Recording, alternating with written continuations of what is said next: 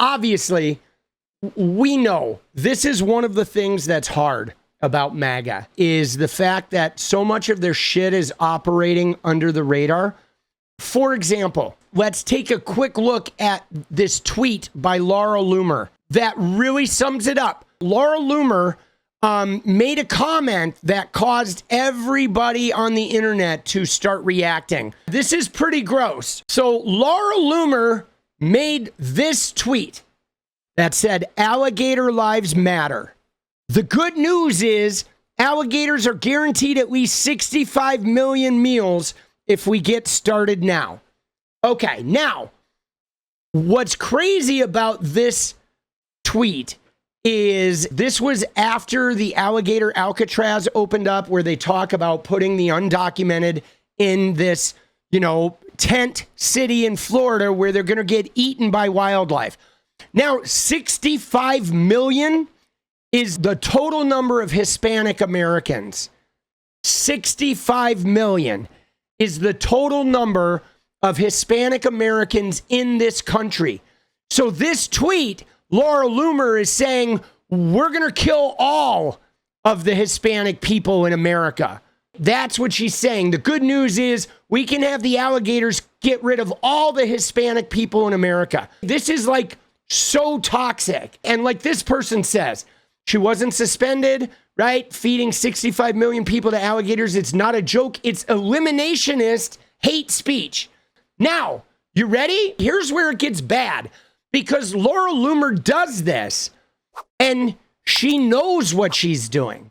She knows 65 million is the entire population. She knows the reference she is making. She chose that number specifically. But now, here's the problem I have with the right wing in America, and particularly with MAGA, is how disingenuous they are. Because she will go out on a limb and make a statement like this that's very direct. This is like Elon's fucking Roman salute. They know what they're doing, but then they won't cop to it. They lie, they sneak, they hide, they pretend like they didn't do what they did. They try to gaslight us. They don't have any balls. They don't have any integrity, okay? If you make a statement, even if you're making a statement to barb and to zing something, if you have integrity, you stand by and say, yeah, I made that statement, and here's why I made it, and this is how I feel. But the Republicans, the MAGA Republicans, they don't do that. They cower, and then they act like a victim when they get called out and try to gaslight you, saying, oh, I didn't say the thing that I really said. Now, what ended up happening is she then tweeted something that said, what's wrong with feeding the alligators? And then she got marked for violent speech. And then she said, how is telling a joke about alligator Alcatraz violent speech, Elon Musk? I thought we were allowed to tell jokes here, especially jokes about criminal, illegal aliens, she says. But the 65 million wasn't a joke about criminal, undocumented people. Her joke was about identifying all Hispanic people in America for elimination and eradication by alligators. And then she says here, look at this. She says, liberals are so dumb. Imagine crying over tweets about alligators. So I'm not allowed to joke about illegal alien criminals who have murdered innocent Americans. But she now says Khomeini, Iran, she now brings the Ayatollah of Iran into this. He's allowed to call for actual violence and terrorism on a daily basis, she says. She says, can you please review this absurdity, Elon Musk? She's asking to speak to the manager. We all know the worst of the worst are being sent to alligator Alcatraz. I guess you can't joke about gators and criminals on X anymore. So she's totally denying it. And I said, I fucking called her out. I said, look, somebody gave me the clap. I said, you didn't joke about criminals. You disingenuous bitch. You implied all Hispanics. See, this is what's really funny about you MAGA shitheels. You never have the guts to own up to the shit you do. Always just cowardly to the core. This is why we wipe the floor with you. And guys, this is why we will win. This is why we will win, guys. This is why, sure, this second civil rights movement, it's going to be hard. We're going to lose some battles. We're going to eat some shit along the way, but we're going to win because they're cowards, okay? They're cowards.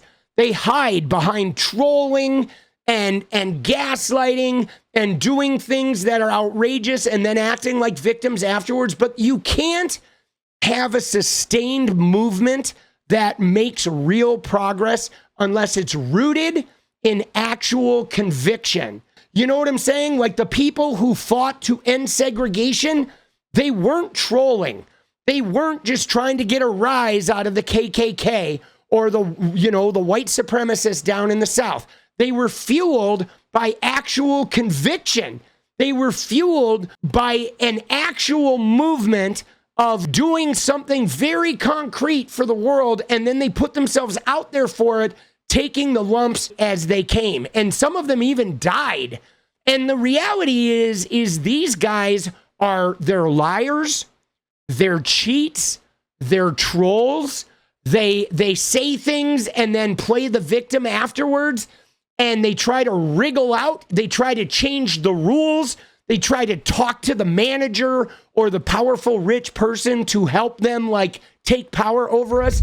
And I'm just telling you, long term, this stuff does not win. Even if it looks like it's winning in the short term, even if they win a little bit in the propaganda campaign, this stuff doesn't win.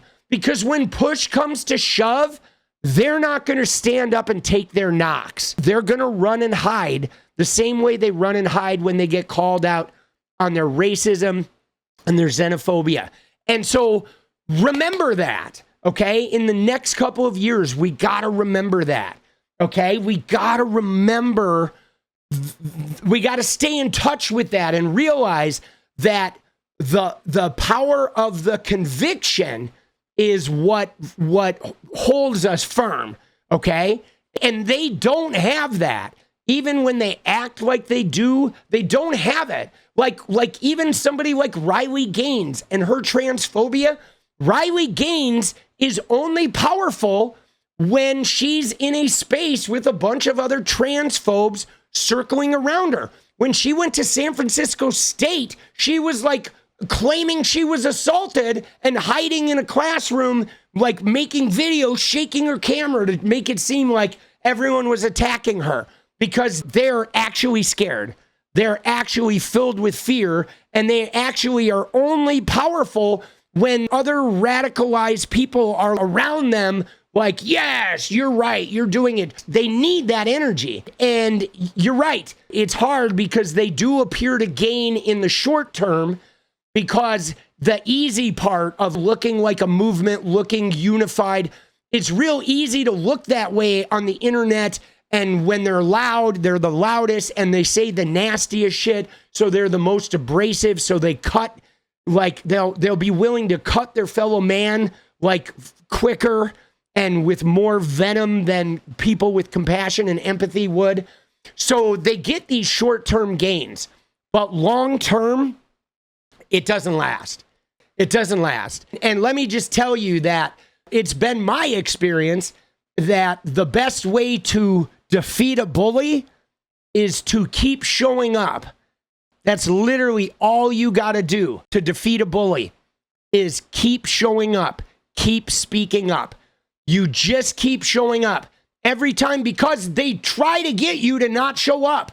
That's the game. They bully and they try to, dim your light, silence your voice, get you to no longer protest. So then they can do whatever they want. And as long as you keep showing up and you keep sticking your fucking wrench right in their spokes, no matter what they do, you just show up. Here it is. Spoken it again. Yep, it's right in the spokes. It's right in the spokes. And the reality is that renders them powerless over time. Obviously, I interact with Riley Gaines a lot because trans issues are really important to me. And one of the things I've noticed about Riley is she's only powerful when they have a win. When they don't have a win, she is negative and doomsday and filled with self-hatred and vitriol. The only time they are like powerful is when they've got a win or their trolling has, in their eyes, succeeded. They've caused some type of harm. And that is such a dead giveaway, right? Because the reality is, when you have the real conviction, you don't need the win. I mean, you're seeking the win, but you're walking a path. It's not about the win. The KKK people, the cross burners and all that, those people did not put their lives on the line.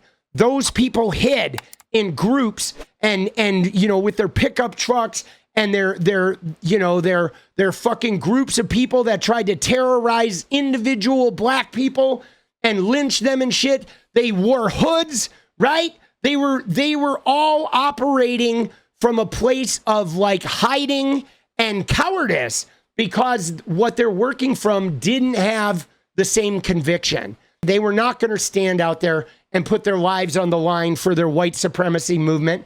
And now it's a little different, though, because Trump being in office, a lot more people are taking their hoods off now than before. But you know what I mean? They are, dude. A lot of hoods are off. They are. A lot of fucking hoods are off. But dude, this right here is, these people are fucking disingenuous. What is up, guys? Thank you so much for watching. If you like the video, you want to support independent resistance media, you know what to do. Drop that sub, hit the like button, and please share it.